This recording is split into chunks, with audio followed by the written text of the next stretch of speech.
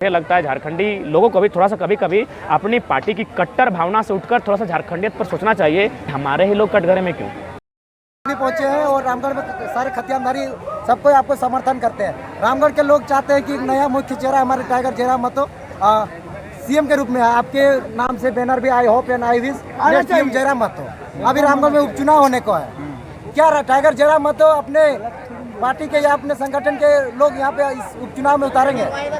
देखिए, सबसे पहली बात, जितने भी लोग उनका प्रेम का सम्मान, एक बात पहले क्लियर कर देना चाहेंगे।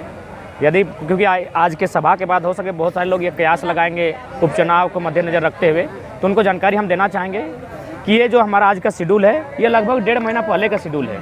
इसलिए इस बात को अगर कोई गलत ले रहे हैं अन्यथा में, तो उनसे चाहेंगे ये जो चित्तरपुर में प्रोग्राम बनने का, ये हमको लगता है 1.5 से 2 महीना पहले, यानी जो हमारी विधायिका जी हैं, विधायक जी मैडम, हाँ, उनके रात होने से पहले से मेरा यहाँ शेड्यूल है। तो इस तरह का कोई अन्यथा में ना लें।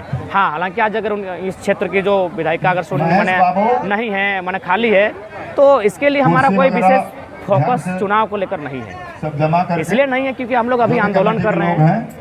उसके बाद ये लोकतंत्र है, और जैसा कि छात्र की जो समस्या देख रहे हैं या किसानों की समस्या देख रहे हैं, विधानसभा के भीतर बन रहा है, तो ऐसे में कुछ अच्छे लोग चुनकर जाएं। और दूसरा बात, हम किसी राजनीतिक इंटेंट से यहाँ कभी नहीं आए हैं। नहीं तो दादा, आपके बैनर अभी आप आए हैं, आपके ही देख ले, ये लोग चाह रहे हैं कि आपको सीएम के रूप में देखना, और अभी सोच रहे हैं कि जिस तरह से आपने जो विचारधारा लेके पूरे झारखंड में घूम रहे हैं, चाहते हैं कि ये विचारधारा अगर विधानसभा तक पहुंचे तो राज्य की पटल में राज्य की विकास होगा, यहाँ के लोगों का विकास होगा। तो क्या आप शुरुआत करेंगे क्या रामगढ़ से? देखिए, सबसे पहला बात, हम लोग का ऐसा कोई इरादा नहीं है, और इसलिए नहीं है क्योंकि हम लोग के पास अभी कोई राजनीतिक ना संगठन है, ना हमारा कोई एक संगठनिक ढांचा है, और ना ही कभी हम लोगों ने अभी चुनाव लड़ने को लेकर दिलचस्पी रखी है।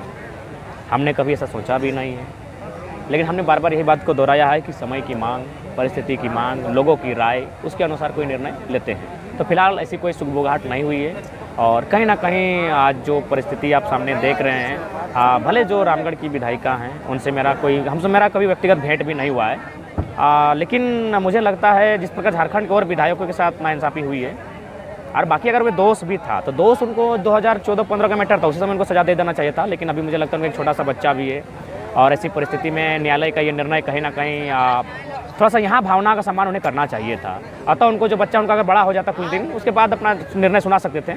और यही नहीं, इसके बाद चूँकि मैं एक पार्टी क्यों बात करूँ, क्योंकि हम चाहेंगे कि हम जब किसी पार्टी का बात नहीं करते हैं तो कम से कम हम तुलना के तौर पर और 2-3 उदाहरण देते हैं। आज सुई पार्टी के लेते हैं, कमल किशोर भगत, उनका मैटर था 1992 का, और बेचारा को सज़ा मिलता है 2015-16 के आसपास। तो ऐसा नहीं होना चाहिए न्यायपालिका में। या तो आप 92-93 में ही दे देते हैं, 94-95 उनको सज़ा सुना देते हैं। बीच में विधायक बनने के बाद अभी झारखंडी को ही क्यों टारगेट किया जाता है? जेएमएम की भी बात कर लेते हैं, अमित महतो। देखिए ना, उनसे मेरा कोई ऐसा, उनका नाम लेते इसका मतलब नहीं कि उनके साथ मेरा कोई सहानुभूति या फिर कोई समर्थन है या फिर मेरा उनसे कोई दोस्ताना है। हम झारखंडियत होने के नाते हम यही पूछते हैं कि हमारे ही विधायक क्यों, चाहे योगेंद्र महतो रहें या फिर कांग्रेस से की बात करते बंदूक तिर्की, 6 लाख उनको पैसा मिलता है, उनकी विधायिका खत्म कर दी जाती है। यहाँ अनूप सिंह बैठा है, 1 करोड़ रुपया डेली कमा रहा है, क्योंकि वो बाहर का है, और सारा सिंडिकेट बाहर का है, ब्यूरोक्रेसी में बाहर के लोग हैं, न्यायपालिका में बाहर के लोग हैं। तो इस झारखंड का क्या उद्देश्य है जहाँ अगर बाहर के ही लोग रहेंगे? अतः मुझे लगता है जो स्थानीय विधायक हैं वो कहीं ना कहीं नाइंसाफ़ी का ही स्वीकार है। बाकी उनका जो भी वहाँ मैटर हुआ, गोलीकांड जिसे हम सुने हैं, विशेष नहीं जानते हैं, उसमें जो लोगों की क्षति हुई थी उनको हम सहानुभूति रखते हैं, उनके लिए श्रद्धांजलि भी अर्पण करते हैं, लेकिन एक तार्किक दृष्टिकोण से इस बात को सबको, बाकी उसके बाद जो होता है भविष्य वर्तमान वो अलग विषय है। हो सके हमारे ही लोग अगर मैंने संगठन की ढांचा तैयार होती है तो कोई युवा आगे आएगा, ऐसा वो हम नहीं कर सकते भविष्य की बात। लेकिन तार्किक दृष्टिकोण से हम ये कह सकते हैं कि जो भी विधायकी जाने का काम हुआ है वो झारखंडियों का ही हुआ है।